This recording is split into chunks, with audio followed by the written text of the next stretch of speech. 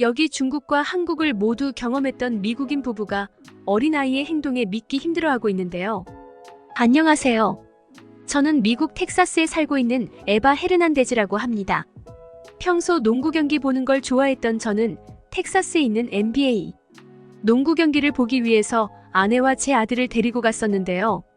본 경기가 시작하기 전부터 다양한 행사들을 진행하는데 가수가 와서 노래를 부르기도 하고 댄스팀이 와서 춤을 출 때도 있습니다. 전야제처럼 항상 무슨 행사가 진행되는데요. 제가 관람했던 오전 10시 30분 시카고와 샌안토니오의 경기가 시작되기 전에 정말 놀라운 장면을 보고야 말았거든요. 한국에서 왔다던 이 팀은 초등학생과 중학생 정도로 보이는 어린아이들이었고 태권도 도복을 입고는 NBA 농구 경기장에서 엄청난 퍼포먼스를 선보였었기 때문이었어요. 한국을 잘 모르기도 했었지만 태권도라는 무술에 대해서는 어느 정도 알고는 있었는데요. 태권도라는 게 도복 위에 장비를 착용하고 서로 겨루는 걸로만 알고 있었거든요. 올림픽에서 항상 그런 모습만 봐왔었으니까요. 그런데 이 아이들은 음악과 함께 절도 있는 동작부터 하늘을 붕붕 날아다니며 발차기도 하고 시작부터 범상치가 않았어요. 공중에서 360도 회전해서 발차기를 하는 건 그냥 기본이고 자신보다 훨씬 높은 곳까지 붕 날라 몸을 회전시키지 않. 무슨 올림픽 체조를 꼭 보는 것처럼 성인 어른들도 감히 엄두가 나지 않을 그런 무술들을 하더라고요. 도대체 저 어린 아이들이 저런 걸 하기까지 얼마나 혹독하게 배워야 했을까? 이런 생각까지 들더라고요. 제가 왜 이런 생각을 했냐면 얼마 전 유튜브에서 중국의 동물원 실상을 파헤치는 동영상을 본 적이 있거든요. 그곳에서 사육사들은 동물들을 대상으로 엄청난 고문을 하면서 묘기를 시키는 걸 봤었는데요. 동물들이 번쩍 일어나 사람들 앞에서 묘기를 해야 할 때 동물들이 그런 행동을 하지 않으면 뒤에서 몰래 날카로운 칼로 등을 찌르는 걸 보기도 했었어요. 날카로운 갈고리를 좌우로 동물의 몸에 깊숙이 찔러 넣어놓고 그곳을 건드려 동물들이 아픈 부위로 몸을 틀게끔 하는 장면들까지. 그런데 중국 사람들은 그게 그렇게 재밌고 즐거운지 연신박수를 치고 환호하더군요. 그걸 보면서 정말 중국은 미친 나라구나 싶었었는데 오늘 이렇게 어린 한국의 아이들이 농구 경기장에서도 저희 믿기 힘들 정도의 엄청난 무술을 하는 걸 보면서 그때 봤던 중국의 동영상이 머릿속에 스치면서 오만 가지 생각이 다 들더라고요. 한국 아이들의 태권도 시범이 끝났을 때 저는 저 아이들을 가르치는 감독의 얼굴이 궁금해서 따라 나갔었는데요. 아이들을 뒤따라 나가면서 조금 이상했던 게 한국 아이들의 표정이었어요. 아이들 하나하나 한결같이 얼굴이 미소가 떠나질 않아 있었고 먼 발치의 감독으로 보이는 30대 한국 남성이 보이자 아이들은 감독님이라고 외치며 달려가 안기더라고요.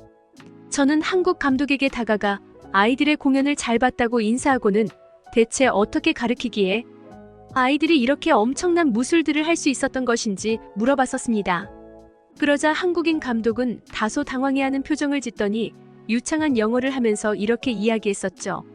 저는 아이들에게 특별히 가르치는 무술이 없어요.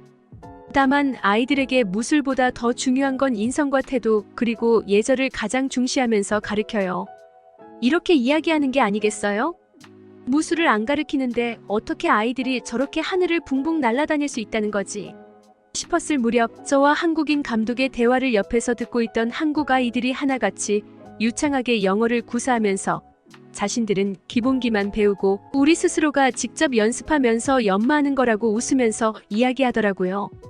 그러면서도 뭐가 아이들은 그렇게 즐거운지 하나같이 맑은 표정들을 하면서 장난도 치고 여느 또래 아이들과 같은 천진난만하고 순박한 모습들을 보이고 있었습니다. 그때 저의 아들이 저에게 다가왔고 태권도를 했던 한국인 아이들을 슬쩍 보고는 쭈뼛거리고 있으니까 한 한국인 아이가 저의 아들에게 다가가 유창한 영어로 말을 걸었고 어느새 제 아들과 한국인 아이는 금세 친해져서는 NBA 경기장 복도를 누비며 장난치고 놀더라고요.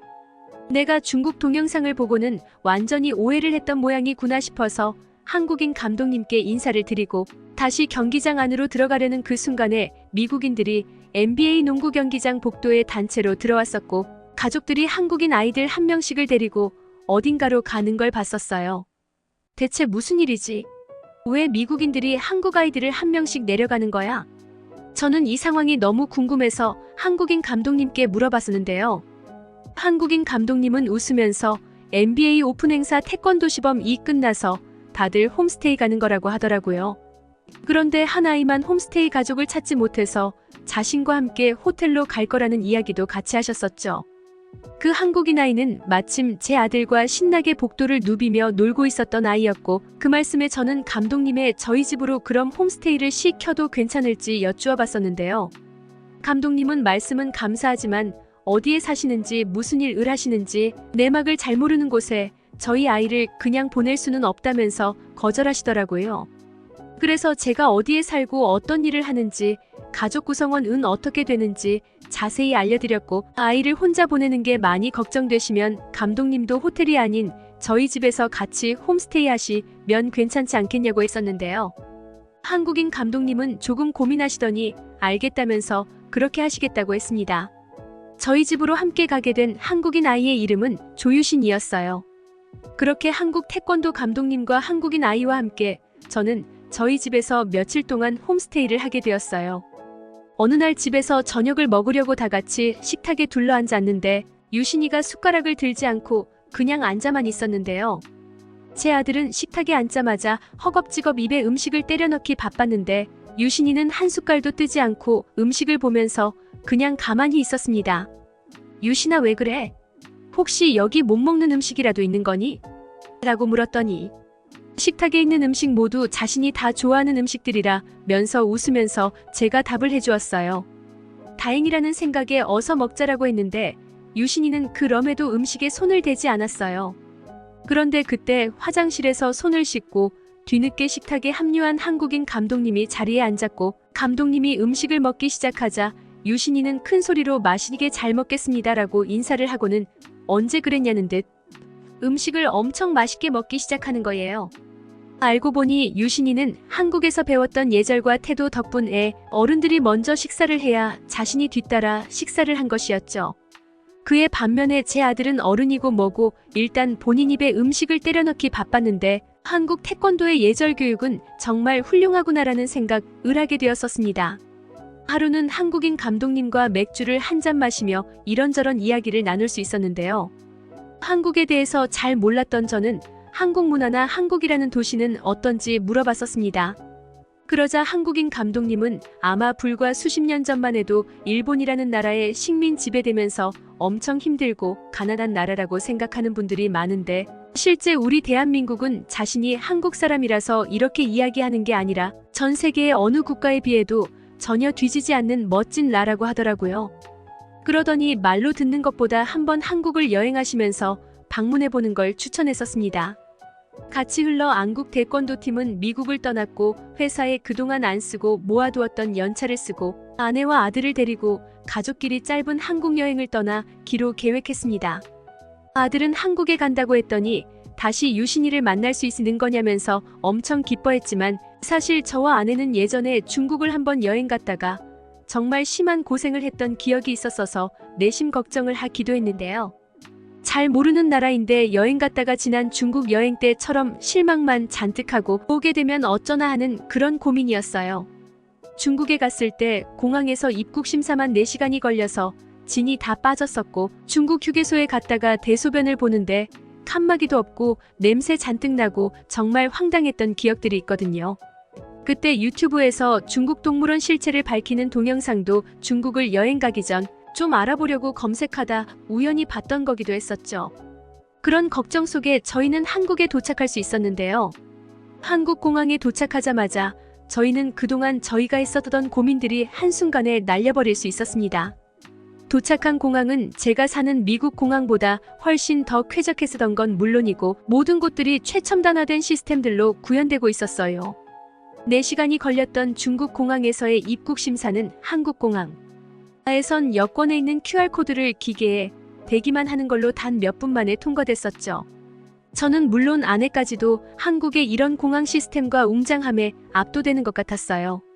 지난날 한국인 감독이 저에게 했었던 이야기가 정말 단번에 이해가 되는 순간이었습니다. 저희는 한국의 수도인 서울을 향하기로 했는데요.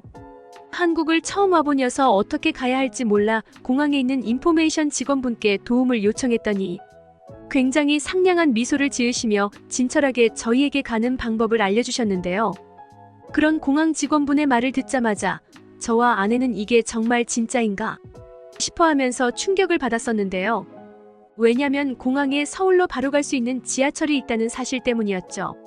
미국에도 공항과 지하철이 함께 연결된 곳이 없는데 한국은 있었다는 게 믿기지 않았었어요.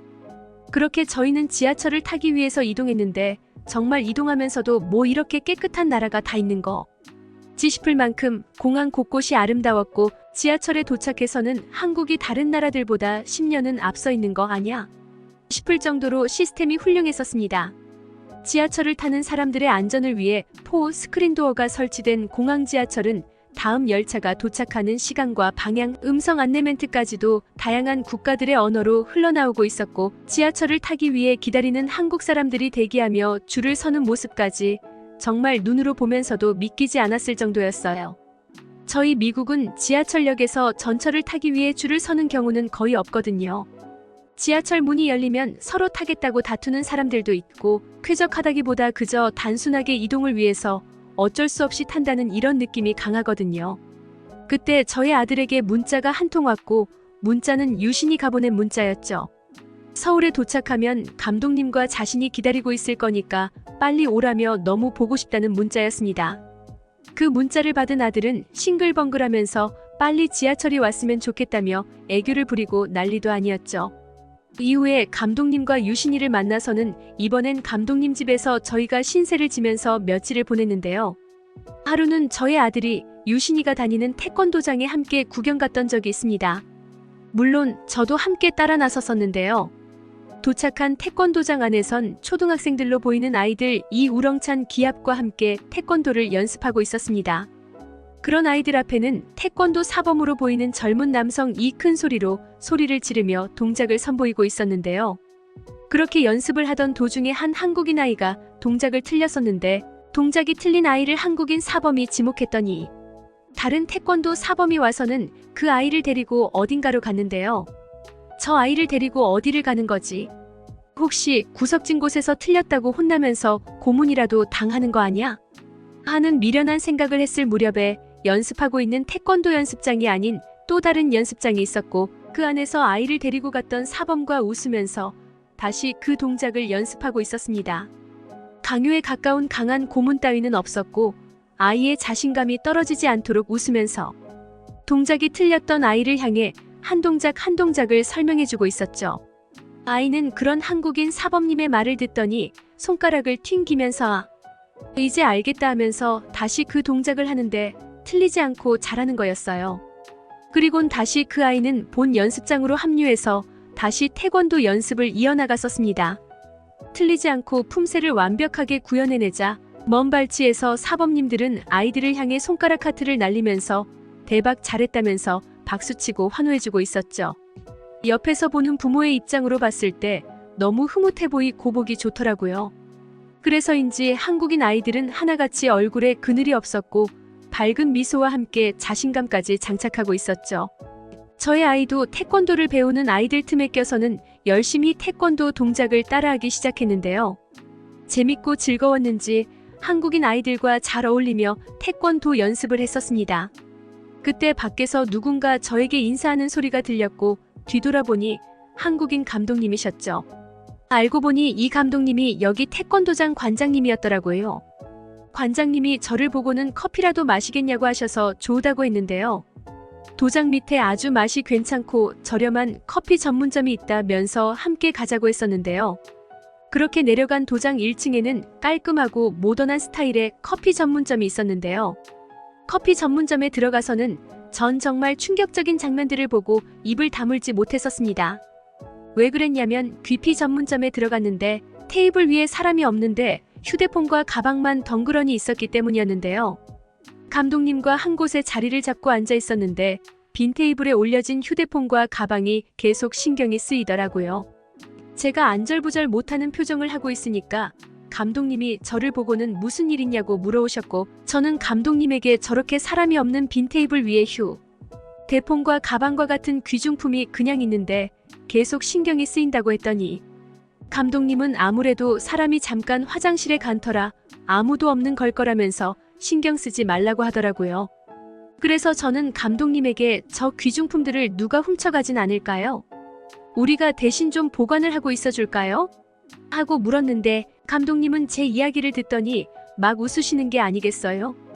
그러더니 한국은 이런 게 일상이라서 괜찮다고 하시면서 아무도 저 귀중품을 훔쳐가지 않을 거라고 하셨는데요. 실제로 빈 테이블에 귀중품들이 올려져 있었지만 주변 사람들은 아무도 그 귀중품에 관심조차 없어 보이긴 했습니다. 얼마 지나자 휴대폰과 가방의 주인으로 보이는 사람들 이다시 테이블에 와서 앉아서 커피를 마시더군요. 저희 미국에서는 정말 도저히 상상조차 할 수 없는 상황이었기 때문에 저는 이 모습이 굉장히 낯설고 이상했는데요. 한국에서는 이런 모습들이 아무렇지도 않은 그저 평범한 삶의 일환이었던 거죠. 정말 이렇게 훌륭한 인성과 시민의식을 가진 사람들이 존재한다니 너무 놀라울 수밖에 없었어요. 그러고 보니 유신이가 홈스테이 때 저희 집에서 보여줬던 예절과 태도들을 생각해보니 그럴 수 있겠다는 생각도 들더라고요. 한국에 대해서 전혀 잘 알지 못했던 저희 가족이 우연히 미국 텍사스 NBA 농구 경기장을 찾았다가 만나게 된 태권도 팀 덕분에 저희는 정말 잊지 못할 즐거운 추억들을 쌓을 수 있었고 무엇보다 한국이라는 나라에 대해서 알 수 있게 되고 언제든 해외여행을 하고 싶으면 찾을 수 있는 안전하고 멋진 나라를 경험할 수 있게 되어서 정말 행운이라는 생각을 하게 되었던 그런 저의 기억으로 남아 있습니다. 듣기 주셔서 감사합니다. 오늘의 영상은 이게 전부입니다. 모두가 건강하길 바랍니다.